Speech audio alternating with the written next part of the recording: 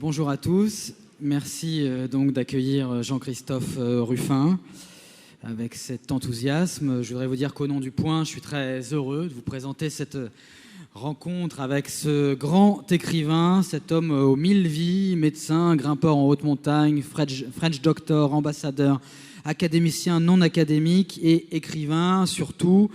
Prix Goncourt avec Rouge Brésil. Vous êtes Jean-Christophe Rufin, bien connu du public. Je cite aussi Le Grand Cœur, Un léopard sur le garrot, Katiba, qui évoquait le terrorisme, Le parfum d'Adam, qui parlait de l'écologie. Vous avez embrassé à peu près tous les sujets en tout cas qui intéressent un honnête homme du XXIe siècle. Autant de romans qui disent votre curiosité, votre conscience du monde tel qu'il va et parfois ne va pas. Et c'est l'occasion pour nous, puisqu'on vous a sous la main, d'évoquer ce que c'est que d'être un écrivain qui a décidé, ou pas décidé d'ailleurs, peut-être que vous avez été appelé pour ça, à embrasser le monde. Je voudrais commencer par Checkpoint, que vous avez publié chez Gallimard, et que vous signerez d'ailleurs après cette rencontre, qui évoque le périple d'un convoi humanitaire dans la Bosnie en guerre. Ma première question est toute bête, mais ça m'a heurté. Vous êtes académicien, vous avez choisi un titre en anglais. Est-ce que ce n'est pas un crime, non pas de lèse-majesté, mais de lèse-Académie française ? Alors bonjour à tous d'abord, merci de m'accueillir de nouveau à Nancy. C'est toujours un bonheur d'être ici, notamment dans cette salle. Alors vous commencez très fort, là, avec une agression caractérisée. Non, en fait, le checkpoint, c'est le prototype du mot qui est devenu apatride. C'est-à-dire qu'il a une origine, en effet, une origine anglaise, mais il est utilisé partout et il n'a malheureusement pas vraiment d'équivalent. C'est-à-dire que les équivalents qu'on peut proposer n'ont pas cours dans la plupart des pays, alors que ce mot est compréhensible dans toutes les langues. Malheureusement, parce que c'est un mauvais signal. Quand il y a des checkpoints dans une ville ou dans un territoire, c'est qu'il est en guerre, c'est qu'il est en guerre civile, c'est que la frontière a disparu et que chacun est devenu le gardien de son propre territoire. Mais voilà, donc il faut savoir de temps en temps reconnaître ces mots qui finalement n'appartiennent plus à personne et qui appartiennent à tout le monde. Et dans le dictionnaire de l'Académie, nous avons périodiquement accepté des mots d'origine anglaise, mais il y a des mots d'origine très variée d'ailleurs, quand ils n'ont pas d'équivalent. Par exemple, récemment, on a pris road movie. Bon, ça peut paraître curieux, mais road movie figure dans le dictionnaire de l'Académie française. C'est vrai que film de route, c'est pas génial. Alors Checkpoint, dans Checkpoint, on est dans ce qu'on appelait l'ex-Yougoslavie, donc ce pays qui n'existe plus. C'est l'histoire d'un convoi humanitaire, un convoi d'humanitaires lyonnais. Ils sont 5. Il y a Lionel, le chef, enfin en principe, Maude, une jeune femme passionnée. Il y a 2 anciens militaires, Marc et Alex, et puis un mécano, Vautier, dont on va découvrir qu'il n'est pas du tout ce qu'il prétend être.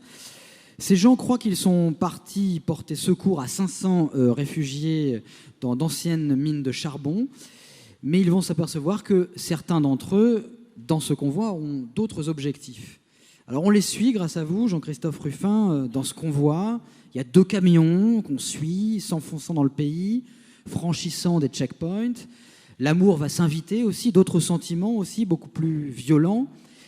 Et puis on vire dans une ambiance très salaire de la peur, notamment quand on découvre que le chargement n'est pas seulement celui qu'on croit et que les premiers charniers apparaissent. C'est un roman qui est ancré dans l'histoire, dans des choses vues, que vous avez vu, Jean-Christophe Rufin, énormément de tensions psychologiques, d'actions, mais qui est traversé par une réflexion essentielle. À partir de quand est-ce que l'humanitaire pacifique bascule dans un humanitaire beaucoup moins pacifique? Est-ce que d'ailleurs c'est de l'humanitaire, cette chose? À partir de quand il faut peut-être passer à un autre checkpoint, c'est-à-dire de l'engagement humanitaire à un autre engagement, c'est-à-dire l'engagement militaire?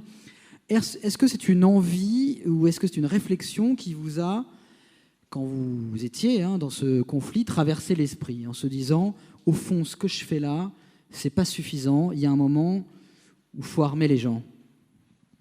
Ce qui est bien avec Christophe, c'est qu'il prépare très très bien ses rencontres. Alors on n'a presque plus besoin de dire quoi que ce soit. Il a bien résumé le livre et ça me permet comme ça de ne pas en parler. Non, en fait, moi quand j'ai écrit un livre, enfin un roman surtout, parce que maintenant je n'écris plus que ça pratiquement.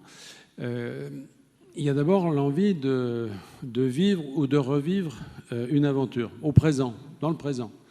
Alors là, en l'occurrence, bon, j'étais allé à Sarajevo et en ex-Yougoslavie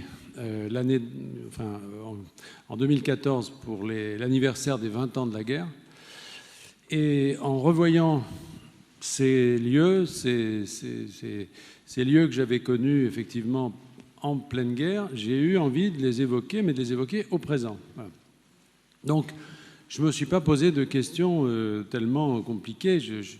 Ça peut paraître curieux, mais quand on écrit, pour avoir envie d'écrire, il faut d'abord avoir envie de découvrir soi-même ce qu'on peut avoir à dire.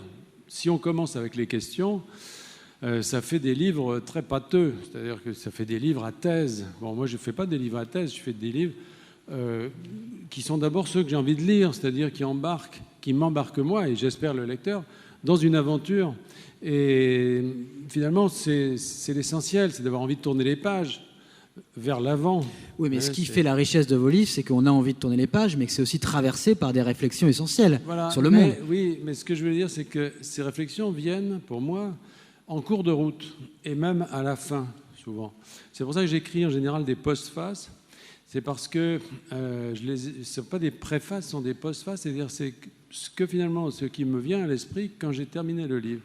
Parce que le livre a été l'occasion, et le voyage finalement, enfin voyage littéraire ou voyage tout court, mais de découvrir des choses en soi et dans les autres, à travers les personnages, à travers leur dynamique, etc. Et là, par exemple, je suis parti vraiment là-dedans sans idée préconçue. Bon, effectivement, j'ai pris un peu des archétypes les différents types de gens qu'on peut retrouver dans l'humanitaire. Bon, déjà, ça peut choquer, parce que c'est vrai qu'on a de l'humanitaire une idée assez idéalisée. Hein. L'humanitaire, c'est des gens désintéressés, un peu des saints laïcs, etc. En réalité, c'est pas vrai du tout. Vous avez de tout là-dedans. Vous avez de tout dans les organisations humanitaires. Vous avez des gens qui sont en effet, comme l'héroïne, un peu généreux, désintéressés, qui ont une envie de partage, une envie de solidarité. Puis vous avez des gens qui font une carrière, vous avez des gens qui cherchent l'ambiance de guerre, il y a de tout, voilà. Et il y a même des salauds, d'ailleurs, parce que pourquoi il n'y en aurait pas là, d'ailleurs.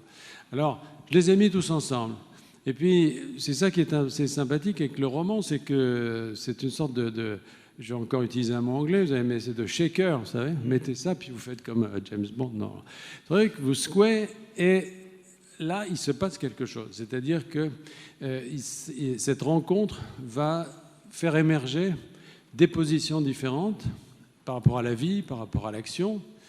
Et c'est l'hommage, moi, que j'ai voulu rendre à l'humanitaire, c'est celui-là. C'est de montrer que la première étape de l'aventure dans ce domaine humanitaire, c'est déjà ça. C'est la rencontre de celui ou de celle qui va partir avec vous, qui va partir dans le même camion, ou que vous allez découvrir à l'aéroport quand vous partez, ou dans le train quand vous partez. C'est là que commence l'aventure. C'est pas forcément quand vous arrivez, quand vous allez voir les populations différentes, lointaines, que vous allez rencontrer. Non, ça commence déjà avec les gens qui s'embarquent avec vous. Et moi, j'ai des souvenirs comme ça de mariage, entre guillemets, étonnants, de gens qui n'étaient pas faits du tout pour être ensemble. Quand je dirigeais, à l'époque, j'étais président d'Action contre la faim, on avait une petite mission dans le nord du Sri Lanka, à Point Pedro, dans un territoire qui était tenu par les tigres tamouls. Petite mission, il n'y avait que 2 personnes. Il y avait un chirurgien et un anesthésiste. Et j'étais allé leur rendre visite, parce qu'il y avait eu des problèmes, etc. Je suis allé leur rendre visite. 2 personnes. Une zone dangereuse, avec des bombardements, etc. Le chirurgien, c'était une fille, un petit peu plus âgée que l'héroïne du livre, mais qui devait avoir, je ne sais pas, 27, 28 ans. Oh, une fille, vous savez, mais alors, dévouée, pieuse, studieuse, sérieuse, vraiment, enfin, vous voyez. Et avec elle, il y avait un anesthésiste, dans les 70 ans, ancien de l'Indo, qui ne racontait que des histoires de cul, qui était là, etc. C'était monstrueux. Ils étaient tous les deux enfermés depuis plusieurs mois, face à face. Et comme il y avait des bombardements tout le temps, ils étaient obligés de descendre dans un abri. Et ils se retrouvaient dans 2 mètres carrés pendant des heures, alors qu'il y avait les avions qui passaient au-dessus. Et le gars nous racontait que ces histoires salaces, etc., et l'autre rougissait, etc., c'était affreux. Et je me disais, vraiment, c'est un calvaire. Et en même temps, tous les deux, ça faisait 6 mois à peu près qu'ils étaient là, tous les deux, ils avaient fini, je dirais pas par s'aimer. Par s'aimer, ah oui, parce que voilà, par se c'est le prochain roman. Et par se respecter. Non, mais c'est vrai, la fille se disait, bah, oui, d'accord, il raconte ses histoires grivoises, etc., mais ce type, il y a une pudeur en lui, il y a une souffrance, c'est quelqu'un qui a vécu, qui a donné, qui a partagé, etc., et elle le respectait. Et lui, il comprenait que cette fille avait quelque chose en elle de très fort, et de très pur, et de très beau, et ils vivaient en se respectant. Mais ils étaient toujours aussi peu appariés l'un avec l'autre. Ça, je trouve que c'est extrêmement romanesque. Ils sont mariés à la fin ou... Non, mais voilà, mais c'est exactement ça que quand vous faites dans ce livre, j'ai pas fait autrement. C'est-à-dire que je savais pas trop. Je les ai mis dans le camion là, parce que les camions, ça vaut l'abri anti-bombardement. C'est la même chose. Une cabine c'est le lieu clos par excellence. Clos, ça pue, ça sent le cambouis, ça les cahottes, machin, etc. Vous les mettez là, et puis vous attendez, vous laissez cuire, vous demandez, voilà, et vous regardez ce qui sort. Voilà. Et c'est à la sortie que vous pouvez avoir des idées peut-être plus claires. Alors, j'entends bien, je pense qu'on a tous compris. Il n'empêche que dans le checkpoint, quand même, il y a une réflexion sur les limites de l'humanitaire. Et vous avez rappelé, c'est vrai, vos états de service. Vous avez conduit des missions au Nicaragua, en Érythrée, au Soudan, aux Philippines. Médecins sans frontières, vous étiez vice-président, président d'Action contre la faim. C'est-à-dire votre cursus humanitaire, il est extrêmement bien rempli. Et curieusement, c'est de vous que vient cette, je ne vais pas dire cette critique, mais en tout cas, cette notion que peut-être aujourd'hui, sauf que c'est il y a 20 ans, précisément, ce conflit dont vous parlez, que l'humanitaire, finalement, est peut-être arrivé à un point où ça ne suffit plus. C'est une vision assez désabusée, je trouve, très belle, très romantique, très mélancolique, mais désabusée de l'humanitaire. Et c'est drôle que ça vienne de vous, précisément, avec ce parcours que vous avez eu dans l'humanitaire. Oui, mais alors, d'abord, si vous voulez, je pense que ce qui a caractérisé les ONG, les French Doctors, comme on nous a appelés, c'est précisément d'avoir introduit une certaine lucidité, ou en tout cas volonté d'être lucide par rapport aux situations. Avant les French Doctors, la charité, c'était un domaine qui devait être absolument coupé de la politique, de tout ça. Nous, quand on est arrivé, on a dit, mais pour atteindre des victimes, il faut le faire en comprenant ce qui se passe. C'est-à-dire qu'on ne peut pas arriver comme ça, comme des fleurs, sans rien comprendre, et puis on va faire des catastrophes. Il faut essayer de comprendre. Donc on a toujours été critique d'une certaine manière, mais c'est une critique d'ordre positif. Bon.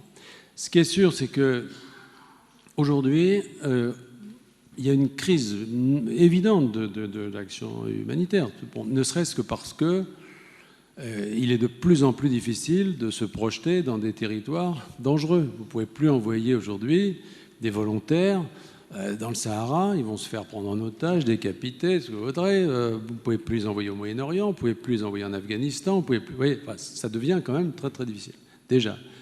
Ensuite, c'est vrai que cette question se pose, cette question de savoir, en effet, devant dans des situations dramatiques, qu'est-ce qu'il faut faire? C'est-à-dire, est-ce qu'il faut se contenter d'apporter des vivres ou des soins? Ou est-ce qu'il faut aller au-delà et permettre aux gens de se libérer? Et la Bosnie... Aller au-delà concrètement, c'est-à-dire leur apporter des armes. Oui, c'est ça, s'engager. Alors, la Bosnie, ça avait été une période où on avait vécu ça, même juste avant, il y avait eu un épisode comme ça qui avait été très révélateur.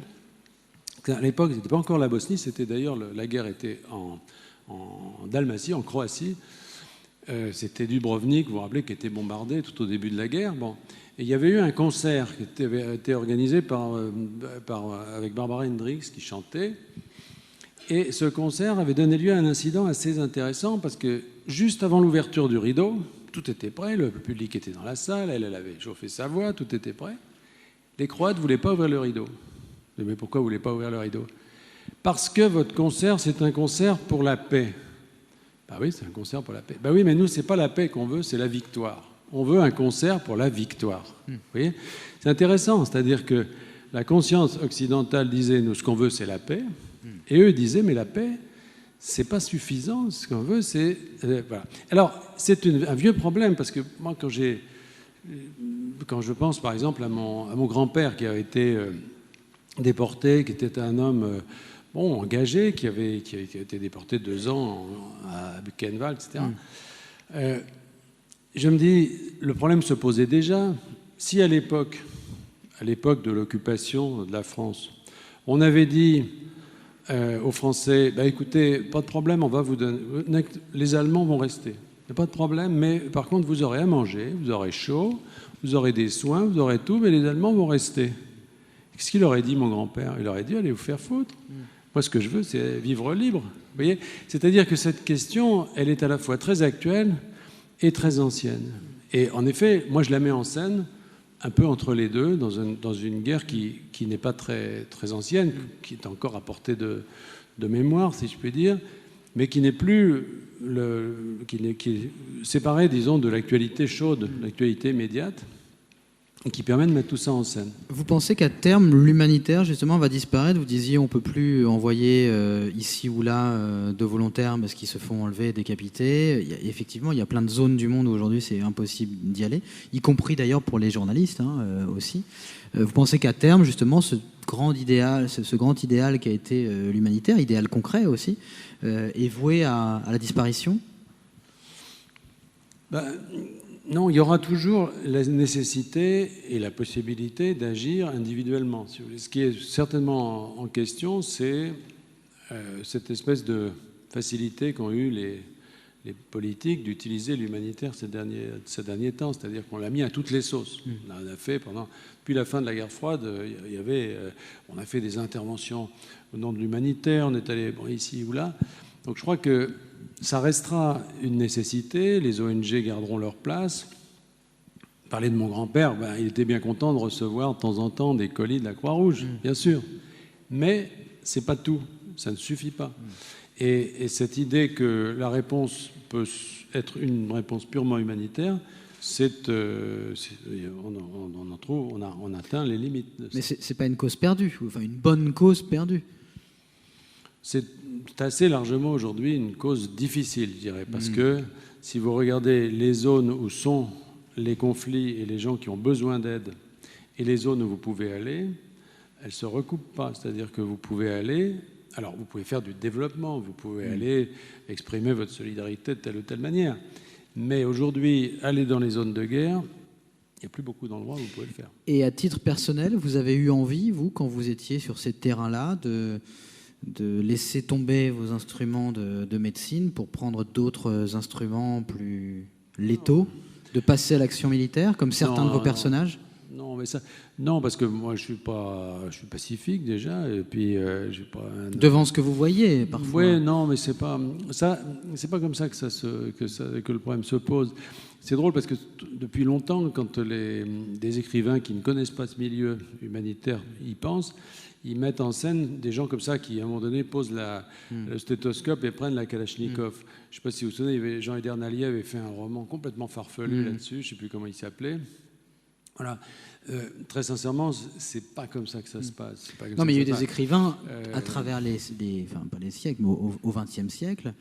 Si on pense à Hemingway ou D'Annunzio dans un autre camp, qui ont été des écrivains alors ils n'étaient pas médecins, mais qui ont pris le fusil. C'est-à-dire que l'engagement ne passait pas par l'humanitaire, mais passait par la défense ou l'agression, en tout cas par les armes. C'est aussi un grand cliché, un grand motif de l'écrivain en guerre. D'ailleurs, un très beau livre de Maurizio Serra qui vient de sortir là-dessus au Seuil. Oui, mais parce que Serra, il a travaillé surtout sur des écrivains de l'entre-deux-guerres, sur Malaparte, sur Malraux, etc., et dans un contexte très différent. Moi, ce que je pense, c'est qu'aujourd'hui, de toute façon, il y a une période qui est en train de se refermer. C'est-à-dire cette période qu'on a vécue, nous, qui a commencé, parce que je suis un peu un dinosaure des humanitaires, j'ai connu pratiquement le tout début de ces organisations. Bon, c'était la guerre froide. Les conflits étaient loin. Finalement, ils ne nous concernaient pas. Il y avait des guerres dans le monde, mais elles ne nous touchaient pas. Nous touchaient très peu. Donc, on apportait de l'aide, et puis finalement, on n'était pas concernés. Aujourd'hui, ça ne se passe plus comme ça. Aujourd'hui, il y a un rapprochement très net des périls, des dangers, des guerres qui nous touchent. C'est-à-dire que ce qui se passe en Syrie aujourd'hui, peut avoir des conséquences directes. Mais on a déjà, si on voit justement les migrations. Peut téléphoner ici et donner l'ordre d'aller poser une bombe dans une église. Donc les conflits ne sont plus loin. Même les migrants, enfin, sans parler de bombes, c'est-à-dire les déplacements de population font qu'on est touché par ces... On est concerné. Et cette question, d'ailleurs, bouleverse complètement. On voit très bien qu'on n'est plus dans cette posture, si vous voulez, de dire nous allons faire du bien dans le monde parce que nous sommes en sécurité et que finalement on risque rien. Ça a été la posture humanitaire de ces 50 dernières années. Aujourd'hui, on est confronté à d'autres choses qui sont des défis pour nous-mêmes, des défis de sécurité, des défis d'engagement, etc.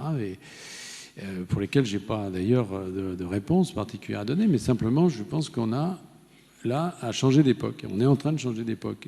Et d'une certaine façon, ce livre, il est là pour témoigner, non pas de ce qu'il faut faire ou de ce qu'il fallait, mais pour témoigner de ce changement, de cette transformation du monde, simplement. Je pense que le rôle de l'écrivain, au-delà de sa vie personnelle, qui je vais dire, ne regarde que lui, mais c'est d'abord d'apporter un regard sur ce qui se passe, d'un regard sur... Voilà, Après, chacun se détermine en fonction de ses croyances, de ses sentiments. Et précisément, pourquoi, alors qu'on est à un changement de monde, on est à un checkpoint vers un nouveau monde, pourquoi avoir choisi de revenir sur cette guerre-là et de ne pas avoir pris une guerre plus contemporaine?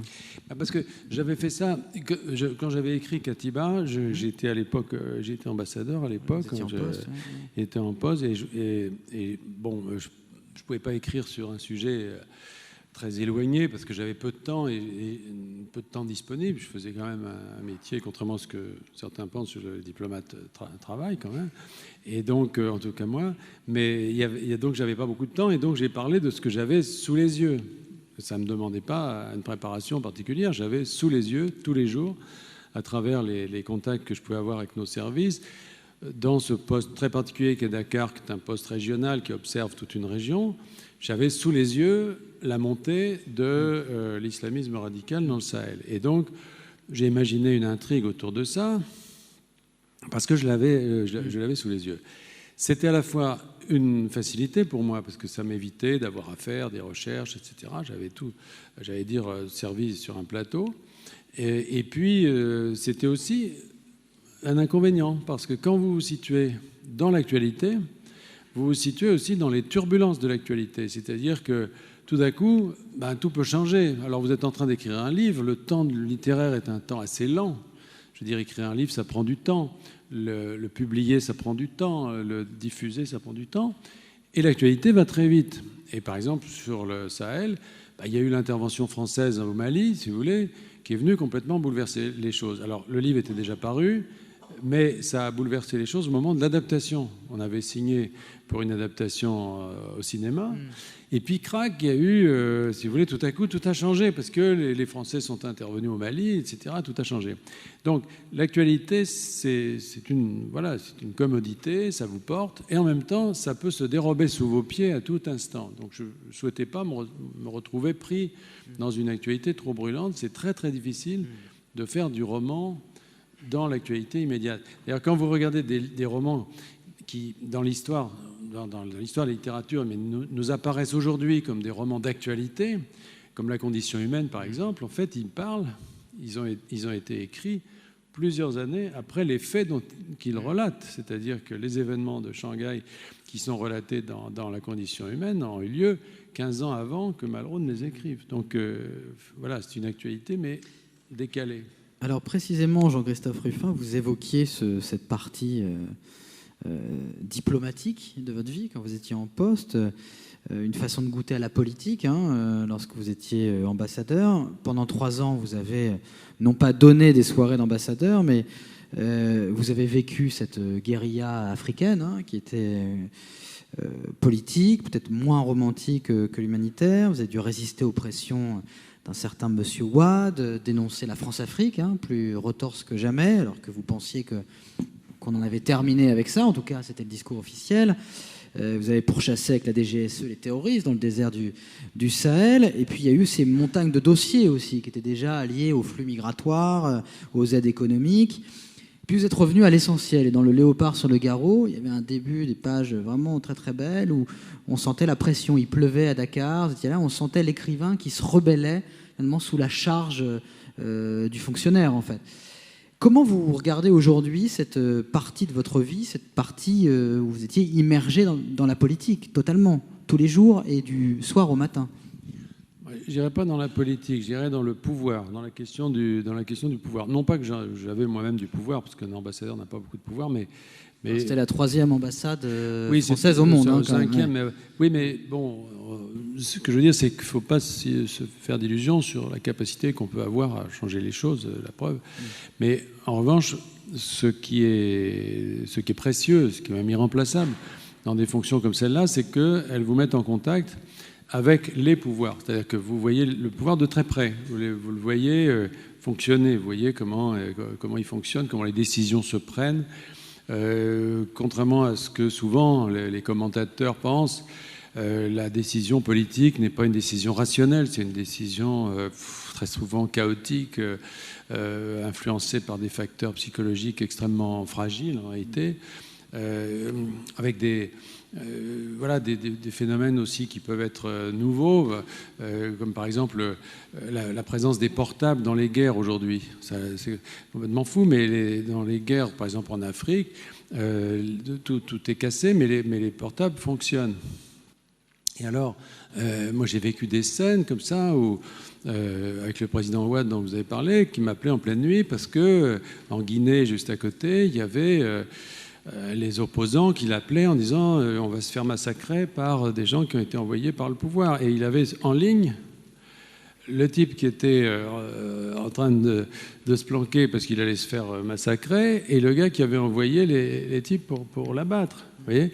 Et puis il passait d'une ligne à l'autre en disant, c'était Dadis qui était au pouvoir à ce moment-là à Conakry, en lui disant Dadis, faut pas assassiner les opposants si tu veux que la communauté internationale t'aide. Bon, et l'autre disait oui papa, s'il l'appelait comme ça. Et puis alors il reprenait l'autre, il disait bon écoute, j'ai parlé à Dadis, je pense qu'il va rappeler ces trucs, des choses. Bon, des scènes, si vous voulez, totalement romanesques. Totalement romanesques et totalement inimaginables au sens propre. Donc vous avez appris, ce que vous dites, c'est que vous avez appris des choses, y compris sur le romanesque de la vie.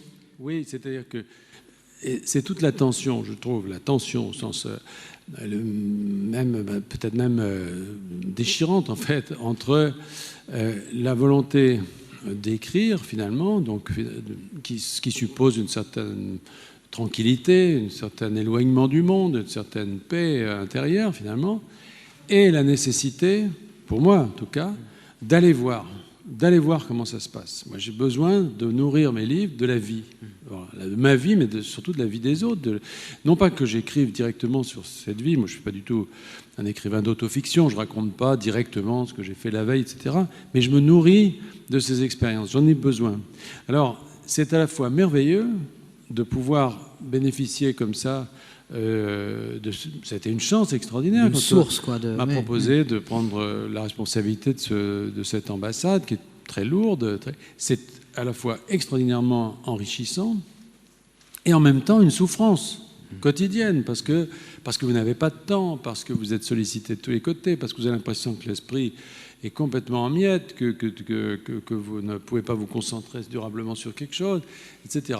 Alors, il y a cette tension, mais voilà, moi j'ai choisi depuis longtemps de vivre comme ça, dans cet entre-deux, entre des périodes où je me soumets comme ça à une vie qui peut être très prenante, et puis des périodes plus de repli, de réflexion et d'écriture. Et j'ai commencé très tôt, parce que moi j'ai commencé avec la médecine, qui est un métier merveilleux mais épouvantable. Je veux dire, quand j'ai mon premier poste de médecin hospitalier, j'étais interne des hôpitaux de Paris à 23 ans, j'ai eu ma première salle. Bon, c'est absolument terrible ce qui vous arrive dans la figure. Le premier jour où vous dites, je suis de garde, alors vous dites, il est 3h de l'après-midi, moi je me souviens comme c'était hier, c'était l'hôpital Rothschild, 3h de l'après-midi, et je vois tout le monde qui se met sa veste, qui s'en va. Je dis, mais vous allez où? On rentre chez nous. Et ben toi, tu es de garde. Et puis vous restez là et vous êtes tout seul, voilà, dans un grand hôpital parisien. Puis police, secours, tout le monde vous appelle. Vous avez 23 ans et vous prenez ça dans la figure. Bon, c'est à la fois terrible et en même temps, moi, je dois tout à ces expériences.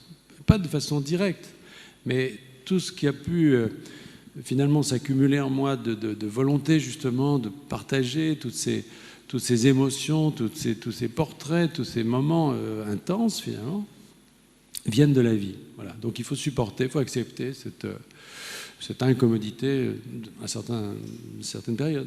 Mais on a l'impression, on ne sait pas trop si vous avez choisi finalement cette vie de tension ou si vous acceptez les choses quand elles viennent, ce qui vous permet de changer comme ça d'univers. C'est vrai que quand on dit Ruffin, l'homme aux mille et une vies, c'est vrai qu'entre la médecine, la diplomatie, le monde de l'écriture, l'humanitaire, la montagne, on va en parler, enfin il y a différents systèmes planétaires quoi, autour de vous. Est-ce que c'est simplement parce que l'écrivain que vous êtes a une faculté pour s'ouvrir aux chances qui se présentent, ou c'est aussi cette tension dont vous parlez, que vous recherchez, qui fait qu'à un moment, voilà, vous êtes ambassadeur, puis vous quittez parce que vous avez ouvert trop fort votre gueule, et puis c'est la montagne, et puis en montagne, vous allez dire, non, en fait, je m'ennuie un peu, il faut que je reprenne des fonctions ailleurs.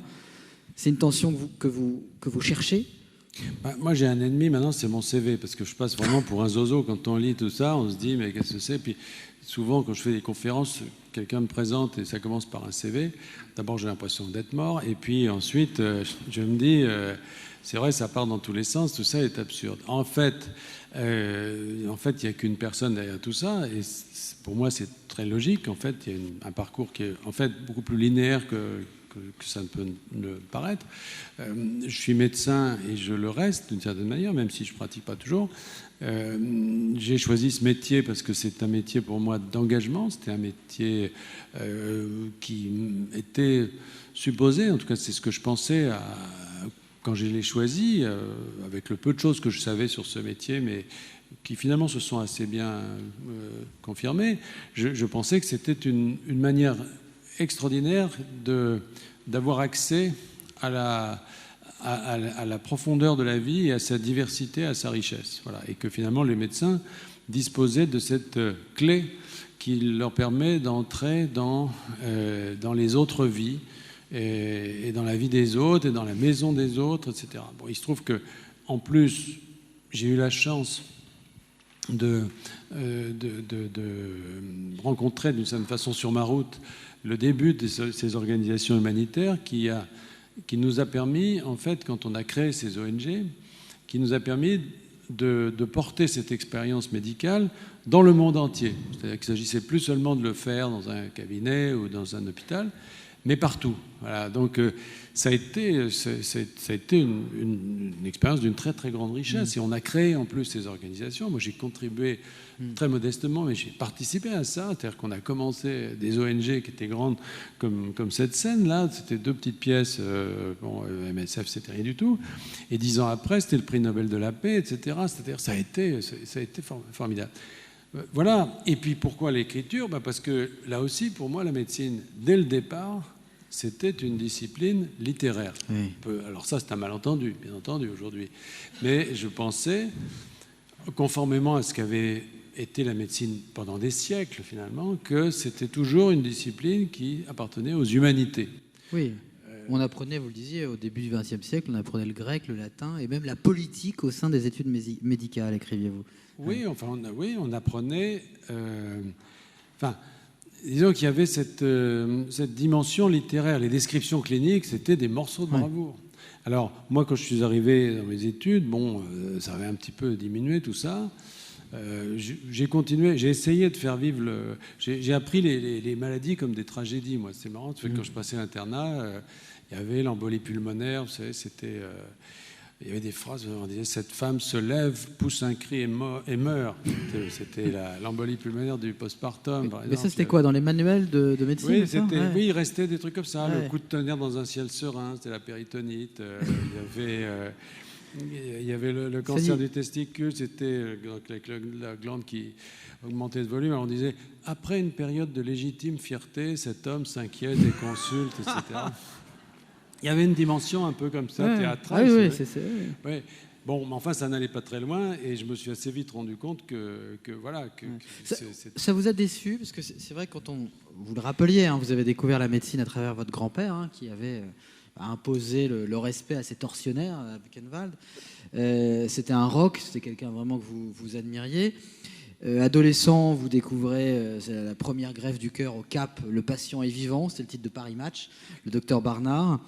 Et puis, vous parliez de la médecine comme une conquête spatiale, quoi, vraiment une nouvelle frontière, au fond. On n'était pas loin de l'humanitaire.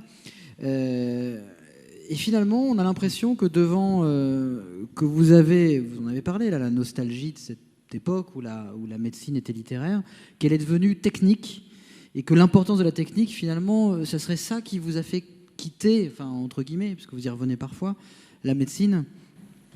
Oui, moi, ça m'a, si vous voulez, comme j'ai passé les concours hospitaliers, j'étais programmé puisque j'avais été nommé très jeune à l'internat et tout ça, j'étais programmé pour faire une carrière, neurologue, hein. Oui, ça, enfin neurologue ou quoi que ce soit, mais dans l'hôpital.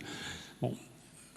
C'était d'ailleurs pas une période très facile parce que moi je faisais partie des derniers baby boomers, là, vous savez. Alors on était une génération pléthorique, les places étaient relativement chères et bon, c'était pas très très facile, mais enfin voilà, mon destin c'était ça.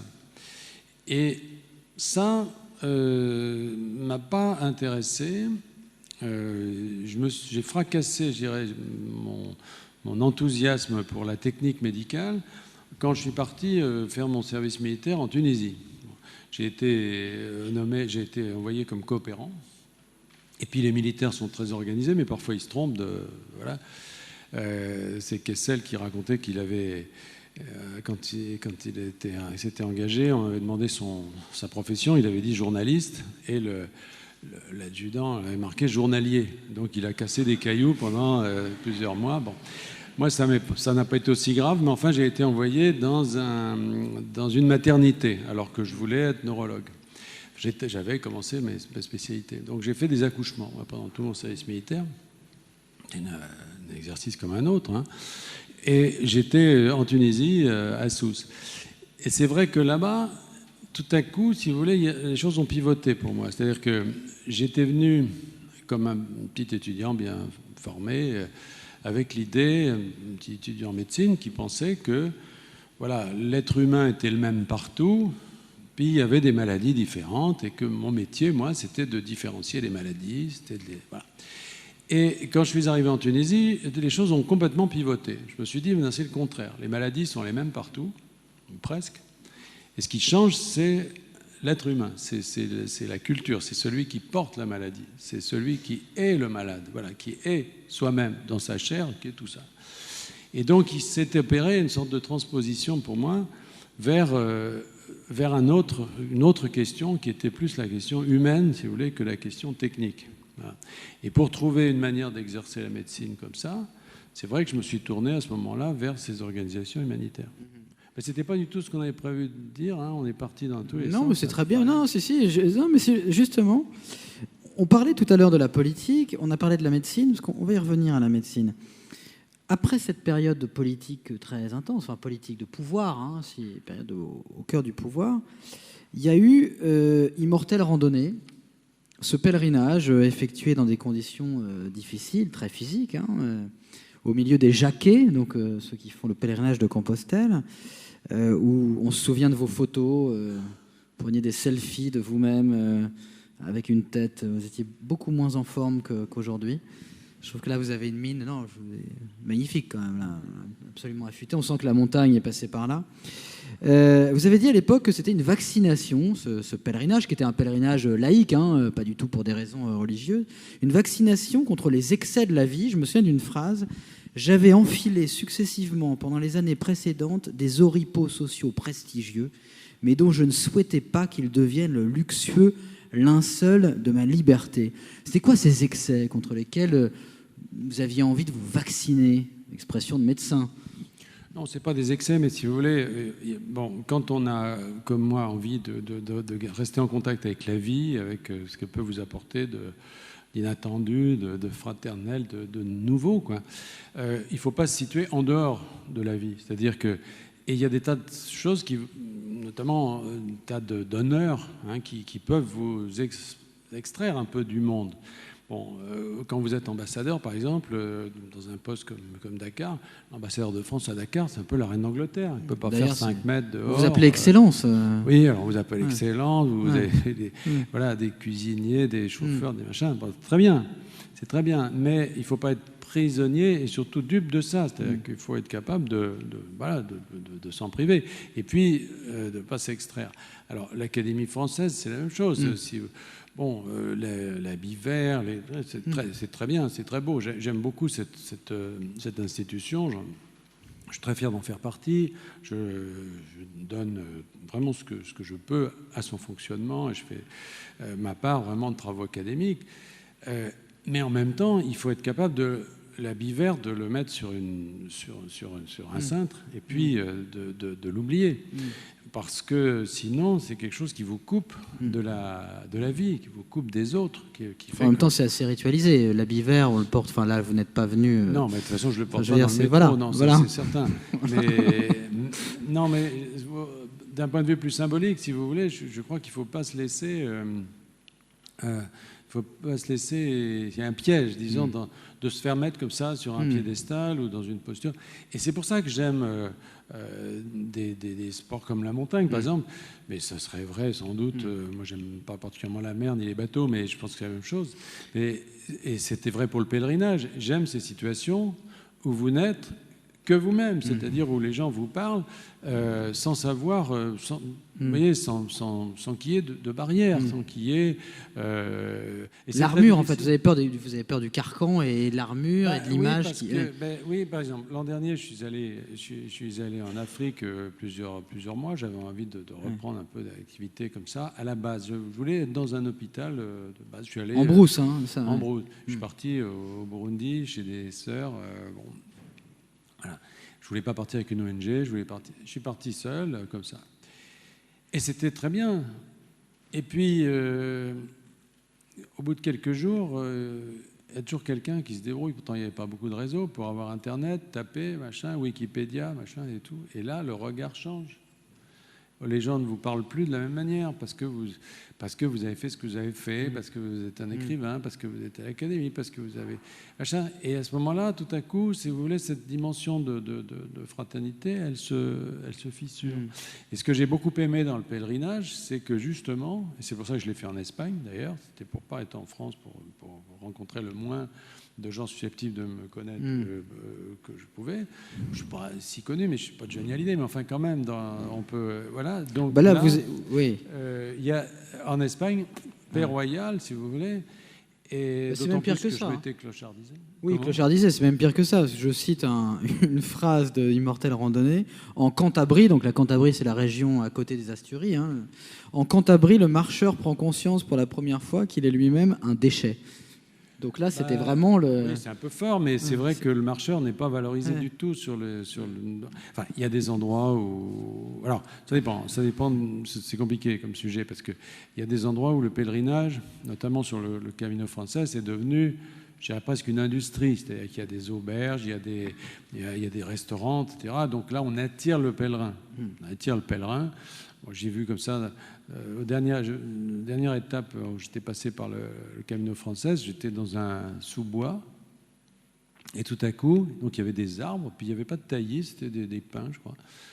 On voyait rien, il y avait des arbres, c'est tout, on marchait. Puis tout à coup, j'entends une voix céleste. Alors évidemment, le pèlerinage vous permet de vous intéresser à ça, mais une voix céleste, mais qui était assez terrestre dans son contenu, qui disait « Pèlerin, à 2 km, il y a un menu à 10 €.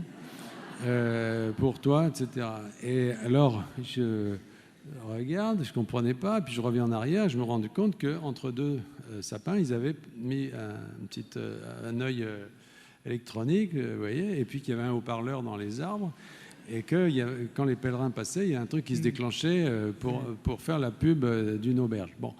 Si vous voulez, là, on peut dire que le pèlerin n'est pas un déchet, il est au contraire valorisé. Un client. Voilà. Mais dans des tas d'autres endroits, on sent que la population n'a pas forcément très envie alors il y a pèlerin et pèlerin, mais comme en Cantabrie, on est quand même assez loin du but. À la fin, si vous voulez, il y a pas mal de pèlerins qui viennent en avion, qui sont un peu ou en voiture, sont un peu des consommateurs. Il y avait 2 personnages d'ailleurs qui faisaient un Allemand, je crois, qui rattrapait le chemin perdu sur les autres en voiture la nuit pour rattraper à chaque fois le. Oui, toujours des gens qui truandent. C'est-à-dire qu'en fait, lui, moi je l'avais rencontré au milieu d'une forêt là. C'était près du barrage là comment ça s'appelle dans les ça, nous, on n'a pas fait. Enfin, si, peut-être ici, mais on ne pourra pas vous aider. Oui, non, mais bref, près d'un barrage. Près d'un barrage, oui, mais dans un bois, et c'était le pèlerin, c'est-à-dire le pèlerin tel qu'on l'imagine, tel qu'on le voit dans les gravures, avec le chapeau comme ça, les grelots, le bourdon, les coquilles, tout, mais le pèlerin, quoi. Sauf qu'il se tenait à son bâton et qu'il était visiblement ivre-mort, quoi. Enfin, il était planté sur son bâton et puis il était comme ça. Et il me dit en allemand, sais-tu quel âge j'ai? Alors, je lui dis non. Et il me dit, j'ai 79 ans. Je lui dis, dis donc, c'est bien. Je lui dis, c'est bien. Et il me dit, sais-tu d'où je viens? J'ai dit non. Il me dit, de Cologne. Alors là, j'étais quand même très admiratif parce qu'on était presque à Compostelle, vous voyez. Donc, et surtout dans un état pareil, je ne voyais pas bien comment il avait pu faire le voyage. Et donc, je l'ai doublé. Il m'a dit, bon, laisse-moi tranquille, machin, il doublé. Et je l'ai retrouvé plus tard, à plusieurs étapes. Et il était toujours devant moi. Là, c'est une parabole biblique. Là c'est Jean-Christophe Ruffin. Non, c'est pas une parabole. C'était un envoyé de Dieu. C'est ce que je pensais. C'est-à-dire que, ou alors je me disais, ou je suis très mauvais, ou il part à 2h du matin, ou dans son bâton, il y a, je sais pas, il y a un truc qui lui propulse, c'est une sorcière, en fait, je sais pas. Et puis un matin, effectivement, il était très tôt, j'avais accompagné des amis et on a vu arriver une guimbarde, c'était un taxi qui l'a déposé, parce qu'en fait, il prenait des taxis, tout simplement. Ce qui est tout à fait excusable compte tenu de son âge, si vous voulez, mais ce qui expliquait qu'il ait pu arriver aussi vite. Alors on voit bien, là, tout au long de cette conversation, que j'ai l'impression que votre vie, des moments de repli sur des expériences plus intimes, et puis des moments où vous êtes vraiment au carrefour des grands mouvements du monde. Vous avez beaucoup parlé du terrorisme avec Katiba, le nom Katiba est même le nom de ces unités mobiles de combattants. Vous n'avez pas envie de vous réemparer maintenant de ce sujet, maintenant que le terrorisme prétend se constituer en un État, en Syrie, en une partie de l'Irak aussi. Je pense à ça parce qu'il y a un livre, on ne va pas parler de tous les livres de... Non, j'entendais du bruit, je me méfie. Le Grand Cœur aussi, ce livre donc sur Jacques Coeur, qui est un peu votre mentor existentiel depuis que vous êtes tout petit. Jacques Coeur vous fait rêver.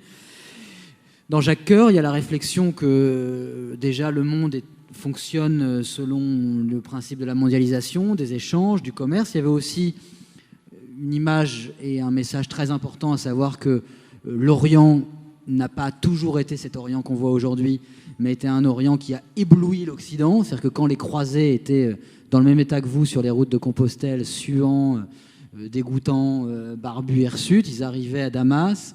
Il y avait des hammams, des sorbets à la rose, enfin une civilisation extrêmement aboutie. Est-ce que vous n'avez pas envie de reprendre tout ça aujourd'hui? Il y a aussi le phénomène migratoire, les migrations, de reparler de ces sujets-là, extrêmement graves, extrêmement présents, extrêmement contemporains. Est-ce que finalement la prochaine étape de Ruffin, c'est pas de se refrotter après le pèlerinage, après le long séjour en montagne que vous avez fait là, de se recolter vraiment à ces bouleversements mondiaux ultra contemporains? Non, en réalité, si vous voulez, moi j'aime bien me situer un peu ailleurs, quoi, en dehors, surprendre un peu aussi moi-même. Voilà, et puis le public, il me fait confiance en me décalant de l'actualité. Et quand j'ai parlé de ces phénomènes, par exemple dans Katiba, c'était justement avant qu'ils ne soient apparus au grand jour, parce que moi je les voyais presque au quotidien, mais bon, le grand public ne les avait pas encore vraiment mesurés. Bon, j'aime bien me situer comme ça, un peu dans cette position de décalage, au contraire, j'essaie de fuir un petit peu l'actualité, enfin l'actualité au sens où si vous voulez, de ne pas me faire... de toute façon, ça marche. C'est pas comme ça que ça fonctionne. Comment ça fonctionne chez vous, justement? Ça fonctionne, c'est-à-dire que moi, j'ai écrit l'hiver. Bon. Quand il se met à faire froid et tout ça, c'est pour ça que sous les tropiques, j'ai jamais pu travailler. Quand j'habitais au Brésil, j'avais une femme de ménage comme ça. Un jour, elle arrive, il faisait 29 au lieu de faire 30. Elle me dit, vous avez vu, c'est l'hiver. Bon. Et là, je me suis dit, c'est foutu, je n'arriverai jamais à écrire dans ce pays. Donc, c'est-à-dire que j'ai besoin vraiment de cette espèce de retour sur soi, de l'hiver, des saisons, etc. Et moi, j'écris en fonction d'un désir qui est un désir d'évasion ou de projection dans un autre monde, quand justement je suis saisi par cette espèce de glaciation, je dirais, de l'hiver. Et là, très souvent, ce qui m'apparaît, ce sont des couleurs. C'est-à-dire que j'ai envie de me situer dans une certaine tonalité de couleurs, finalement. Ça peut pas paraître idiot. Et souvent, ce sont des images qui s'imposent, d'abord. Mais je pense que vous connaissez bien ce processus. C'est-à-dire que l'image génère, finalement, l'envie qu'on a de s'intéresser à un sujet, puis l'intrigue qu'on peut éventuellement construire autour. Voilà. Et cette importance de l'image et du désir, c'est vraiment l'essentiel. Et je sais qu'aujourd'hui, par exemple, quand je signe des contrats avec mon éditeur, je ne mets plus de sujet. Parce qu'avant, il me demandait de quoi tu vas parler. Alors, je signais un contrat. Enfin, c'est que maintenant, il n'y a plus besoin. Enfin, vous êtes aussi Jean-Christophe Ruffin. Maintenant, on se dit que ça va être pas mal, a priori. Je serai éditeur, Oui, mais ça, c'est peut-être son problème. Mais moi, c'est parce que je ne veux pas me lier à un sujet. Ouais. Parce que je sais que si je dis je vais parler de ça, je vais arriver quelques mois après avec un livre qui n'aura rien à voir. Mais là, ça vous titille pas ce qui se passe, les images qu'on voit, ces grandes migrations, même le médecin que vous êtes, parce que... Si, mais titiller, c'est un mot relativement vaste. Titiller, ça peut aller dans tous les sens. C'est-à-dire que ça peut aussi vous projeter vers quelque chose qui vous fait fuir une réalité. Oui. C'est-à-dire qu'on n'est pas obligé non plus, en tout cas, je pense que les processus de création romanesque ne sont pas des processus d'adhésion, comme quand on écrit un essai ou un article, où on se situe dans l'actualité, on l'analyse. Là, il peut y avoir au contraire l'envie inverse, l'envie de fuir, de se décaler.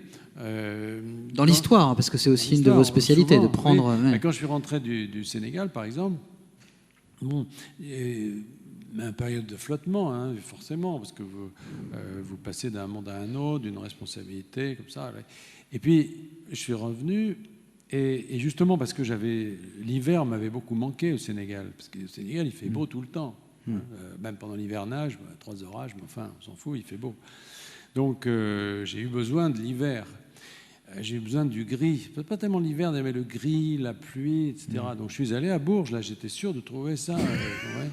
Dans ma ville natale, donc j'y suis allé, il pleuvait, il faisait gris, j'étais content. Ouais. Et j'ai retrouvé Jacques Coeur, et Jacques Coeur, c'est vrai que pourtant c'était loin, je veux dire, je rentrais d'Afrique où j'avais passé 3 ans en étant le témoin de tas de choses finalement, j'aurais pu écrire là-dessus. J'ai été finalement évoqué un personnage du XVe siècle. C'est assez lié, parce que ce Jacques Coeur revient justement dans ces territoires-là, et puis Jacques Coeur, ça parle aussi des bouleversements du monde, du commerce, c'est pas de certains flux migratoires aussi, on peut dire, et d'expérience. Donc finalement, c'est le fait de prendre un sujet en apparence décalé, mais qui parle toujours du monde. Oui, non, mais bien sûr. C'est-à-dire que, vous savez, là-dessus, alors là aussi, la médecine joue un rôle parce que, comme tous les médecins, j'ai prêté à la fin de mes études le serment d'Hippocrate. Le serment d'Hippocrate comporte plusieurs choses, mais il y a une des parties du serment d'Hippocrate qui est très importante et qu'on découvre ensuite en se rendant compte de sa complexité et de la contrainte que ça représente. C'est la partie de ce serment qui vous dit « Vous ne devez pas révéler ce que vous verrez en entrant dans les maisons ». C'est-à-dire que finalement, les patients vont vous ouvrir leur vie, vont vous permettre d'être témoins de tout, vont vous confier tout, leurs émotions, leurs malheurs, leurs souffrances, leurs trahisons, tout, à une condition, c'est que vous n'en parlerez pas. Vous ne parlerez pas de ça. Voilà. Vous garderez le secret. Alors, très bien, dans le cadre d'un exercice médical, c'est assez facile. Il suffit de ne pas parler de ce que vous avez vu. Quand vous devenez romancier, ça devient très compliqué, parce que le romancier, il parle de ce qu'il a vu. Mais il ne peut pas en parler, quand il a prêté ce serment, de manière directe. C'est-à-dire que moi, je suis incapable de raconter quelque chose dans lequel quelqu'un, si vous voulez, serait directement reconnaissable, autre que moi, parce que quand je me situe sur Compostelle, si vous voulez, c'est de moi que je me moque. Mais je fais très très attention à ne pas me situer comme ça. Donc j'ai besoin du décalage. Et pendant des années, moi, ça m'a empêché d'écrire. Ça m'a empêché d'écrire parce que j'arrivais pas à trouver la bonne distance, si vous voulez, comme le peintre, qui doit être pas trop loin, pas trop près. Bon. Et c'est vrai que moi, la première solution que j'ai trouvée pour sortir de cette espèce d'ambiguïté et de blocage surtout, c'est la distance historique. Et j'ai fait avec l'Abyssin, avec Rouge Brésil, etc. J'ai pris une distance historique. Dans Rouge Brésil, par exemple, dans l'Abyssin, par exemple, il y avait le personnage d'un consul. Bon. Le consul de Maillet, consul au Caire. Bon. Il se trouve que les années précédentes, j'avais travaillé au Brésil comme attaché culturel et de coopération dans un Recife et à Salvador, sous les ordres d'un consul général, avec lequel je ne m'entendais pas très bien. Il s'est retrouvé dans... Alors, mais j'aurais pas pu écrire des choses méchantes sur ce brave homme. Ouais. Mais quand il s'est agi de décrire M. de Maillet, qui avait vécu au tournant du XVIIe siècle, si vous voulez, là, j'ai pu me lâcher. Ouais, c'est ça. Vous voyez ce que je veux dire? Ouais. Et j'avais toute cette expérience. Merci Hippocrate. Voilà. Mais oui. Et du coup, quand j'ai ce souci, la question du témoignage, la question de la distance, je reviens toujours à cette dimension historique, parce que c'est d'une certaine manière une facilité pour moi d'avoir cette distance historique. Vous êtes en train d'écrire là en ce moment sur un nouveau roman? Non. Pas du tout? Non, je glande, je suis en vacances. Non, mais c'est vrai. Si tu veux. Vous allez reprendre quand même, enfin vous dites vous glandez, vous allez reprendre la mythique collection Terre humaine chez Plon. Donc c'est une des collections les plus fameuses de l'édition française, fondée par Jean Mallory en 1955, donc l'anthropogéographe Jean Mallory, qui a renouvelé totalement l'approche éditoriale des récits de voyage et des récits d'anthropologie. Je rappelle quand même que c'est la collection, alors il y a eu Les Derniers Rois de Thulé de Mallory, mais Triste Tropique, l'ouvrage qui a fait connaître Lévi-Strauss, Le Cheval d'Orgueil de Pierre-Jacques Azéliaz, L'été grec de La Carrière, formidable, Le Hors-Saint aussi, de Bernard Alexandre. Pourquoi vous avez accepté cette nouvelle mission je ne vais pas dire agent Jean-Christophe Ruffin, mais... Non, en fait, c'est pas une mission. Non, je crois que c'est une collection qui est à la fois ancienne, prestigieuse et un peu élitiste et limitée surtout, parce qu'il n'y a qu'un livre ou deux par an. C'est-à-dire sur 50 ans, il y a une centaine d'ouvrages qui sont parus, qui ont tous, ou presque tous en tout cas, constitué des événements à l'époque. Qui se situe au carrefour de l'expérience de vie, justement, et de l'écriture, et de la littérature. Hein. C'est-à-dire, il y a plusieurs sous-catégories, si je puis dire, de livres dans cette collection. Mais vous avez, par exemple, Lévi-Strauss, par exemple, quand il a écrit Triste Tropique, a écrit un livre d'anthropologue, mais à travers une expérience de vie. C'est-à-dire il a raconté ses voyages en Amérique du Sud. Ce n'était pas les structures élémentaires de la parenté, ce n'est pas un livre théorique, c'est un livre de vécu. Et il s'est situé, c'est un livre magnifiquement écrit, je veux dire, qui se situe à ce carrefour de la littérature et de l'expérience. Et finalement, moi, c'est un peu ce que j'essaie de faire, c'est-à-dire que voilà, je crois beaucoup à ce lieu de l'écriture, qui ne regroupe pas tout le monde, qui n'est pas forcément d'ailleurs un lieu très valorisé aujourd'hui, parce que je ne sais pas comment... Mais c'est-à-dire des gens qui écrivent à partir d'une expérience singulière, parfois lointaine, qui les met en contact avec d'autres civilisations, d'autres mondes, etc. Donc voilà. Et en même temps, cette collection, si vous voulez, c'est un peu un défi, parce que ce sont des livres qui font 1000 pages. À l'époque d'Internet, est-ce qu'on peut encore faire vivre des livres comme ça? Est-ce qu'il y a encore la place pour ça? Ça ne va pas être évident. Et il y a un petit défi derrière ça pour essayer de maintenir Premier titre, vivant. ça sera quand? Ça va être à la rentrée 2016. Prochaine. Bon, vous reviendrez alors pour nous en parler. Merci beaucoup Jean-Christophe Ruffin pour cette leçon de vie, de littérature au carrefour du monde.